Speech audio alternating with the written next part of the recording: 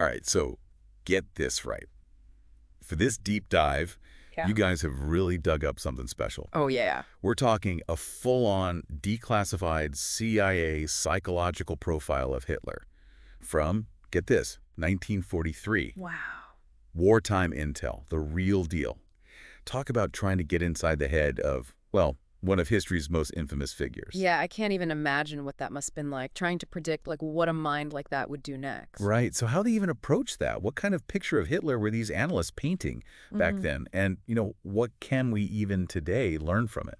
It's amazing, really. I mean, they used everything they could get their hands on. Interviews with people who actually knew him, his own writing, like Mein Kampf. Oh, of course. They even went through and analyzed his speeches, all looking for, those hidden patterns, those little giveaways, the things that made him tick. You know what I find really chilling?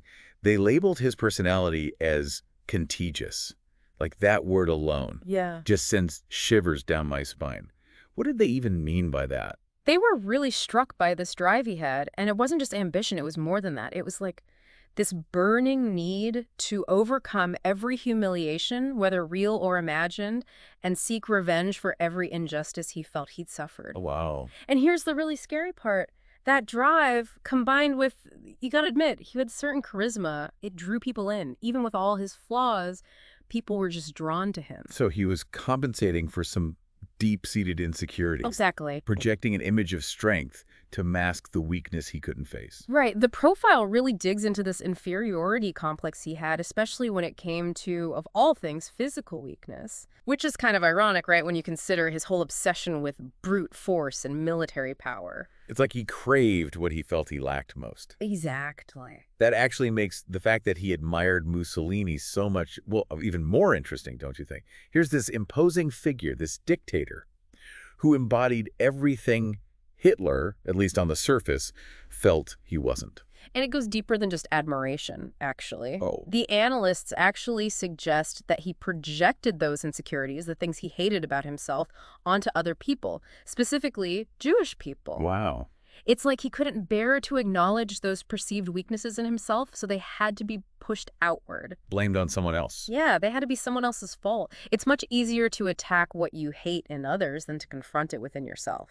Right. That's where the idea of projection becomes really, really unsettling. Yeah. I mean, it's one thing to have these thoughts internally, wrestle with your own demons, but to use them to justify hatred and violence on such a massive scale, It's chilling. it really is. Can you, I don't know, walk me through that a little? How does that kind of thinking even work in this context? Imagine it like this. Every negative trait that Hitler couldn't face within himself, it became a threat when he saw it in others. So instead of confronting those anxieties and insecurities head on, he projected them onto this image he'd created, this Jew, turning this imagined enemy into the scapegoat for everything he feared. There's this one part in the profile that really stuck with me. Hitler expresses this, well, disgust towards Jewish people, even mentioning specifically their smell and appearance. And yet, the report also talks about how obsessed he was with personal hygiene, his own cleanliness.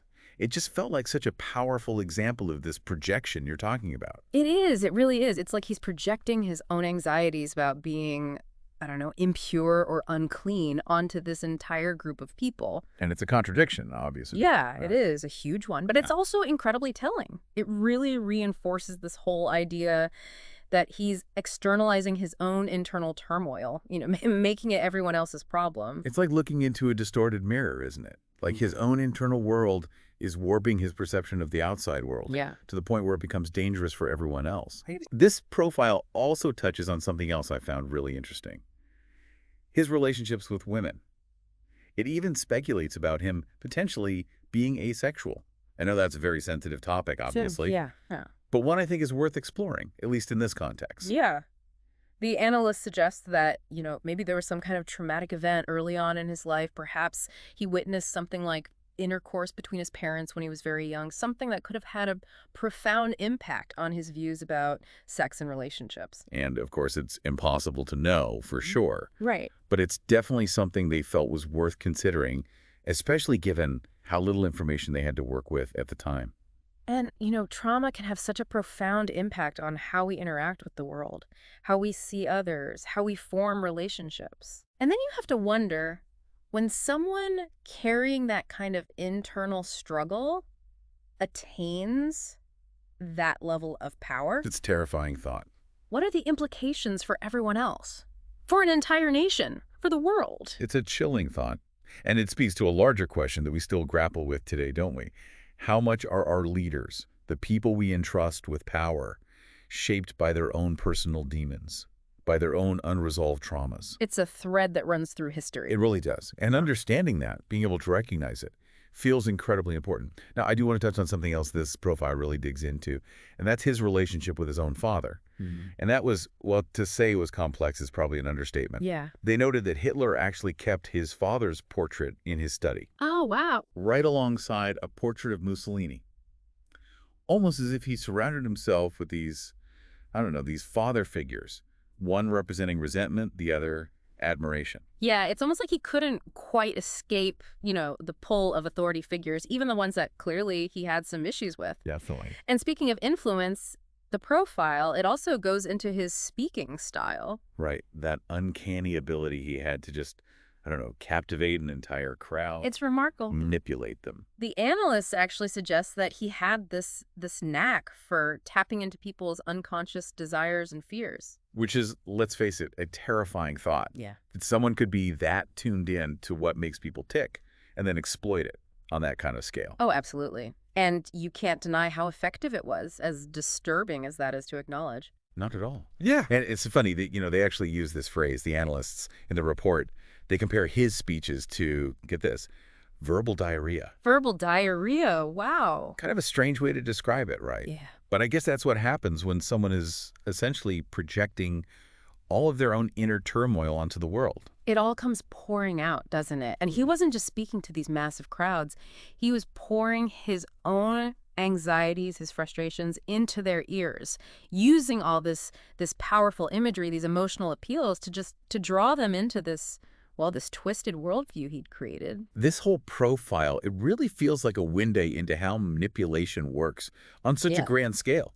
It's terrifying, really. It does make you wonder, though, what were these analysts, what were they hoping to accomplish by creating this profile? I mean, it's one thing to sit back and analyze, but this was wartime, right? Oh, yeah. What were they going to do with this information? We got to remember, this is 1943, the war, it's far from over, and they weren't just trying to understand him, they were trying to predict his next move. Of course. They were looking for weaknesses, for pressure points, anything they could potentially exploit to gain an advantage. So what did they find? Did they actually make any predictions about how he might behave based on their analysis?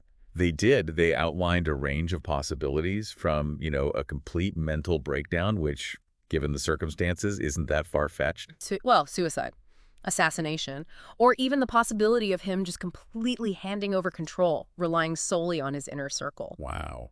It's a chilling list, really, and it just reflects how concerned they were about his mental state. So they saw him as teetering on the brink, a fragile ego, just barely held together by all of these, what did you call them, these elaborate defense mechanisms? Exactly. And they worried that under enough pressure, those mechanisms, the projection, the denial, that it would all just collapse. And lead to, well, who knows what? Potentially disastrous consequences for him and, for everyone else.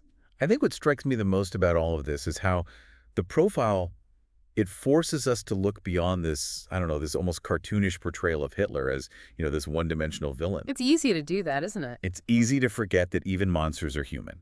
It forces us to acknowledge his humanity, even if it was a humanity that was, deeply flawed and frankly terrifying in its potential for destruction. It reminds us that even the most powerful figures in history, they're still just human beings, shaped by their experiences, haunted by their demons. Exactly. And, it makes you wonder, what if? What if, as a society, we were better at recognizing these patterns, these warning signs? And not just in our leaders. Right. In ourselves. That's a good point. Because those same patterns, those same flaws, they exist in all of us to some degree, don't they? They do. We just have to be willing to look for them. Absolutely. And maybe, just maybe, if we're willing to do that, to look inward, to really understand the darker aspects of human nature, we can avoid repeating the mistakes of the past. I like to think so. Knowledge is power, right? It really is. Yeah. And I think this profile, this deep dive into the mind of Hitler, is a powerful reminder of that. So with that in mind, let's shift gears a bit, shall we? Because there's one more aspect of this profile that I think is worth exploring, and it's a big one. His relationship with women. It's pretty mind-blowing when you think about it. This profile, buried in some CIA archive for decades, Right. makes you wonder, how differently would we view history, leadership even, if this kind of analysis, if this was out in the open, discussed more widely? Or it really makes you think. It reminds us, though, right, that the past, it isn't just like dates and battles in textbooks. It's so much more than that. It's about people, driven by the same messy mix of, well, motivations, flaws that we see all around us even today. And wrapping your head around that feels, I don't know, even more relevant now than ever. Totally. Because at the end of the day, it all comes down to people, right? It always does. And understanding that we're all susceptible to this, to manipulation, to those who, let's be honest, they're out there looking to exploit our fears, our insecurities, to get what they want. Knowledge, being aware, that's our best defense. So where do we even begin? I mean, how do we take what we've learned from this profile, this whole glimpse into, well, the dark side of human psychology, and actually apply it to the world around us? Well, I think it starts with recognizing the patterns, the warning signs. Like we talked about projection, right? That tendency we all have to point fingers, blame others for the things we don't like about ourselves. Right. And then there's that, that almost magnetic pull of charismatic leaders, the ones who offer those simple solutions to these incredibly complex problems. Oh, I know the type. It's seductive and dangerous because it can lead to this unquestioning obedience to authority. And that's when things really go off the rails.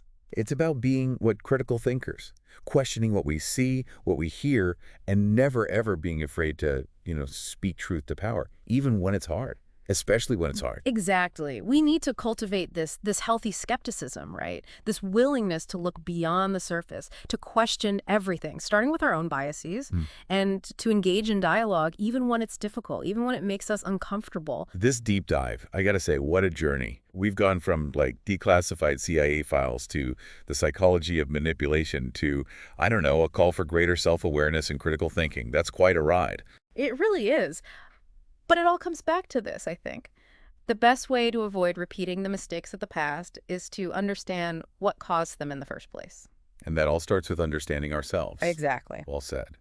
Well, on that note, I think this is the perfect place to wrap up. A call to action for everyone listening. Look inward. Examine your own biases. And approach the world with, a critical eye. Question everything. Thanks for joining us for this deep dive. Until next time, keep those minds sharp.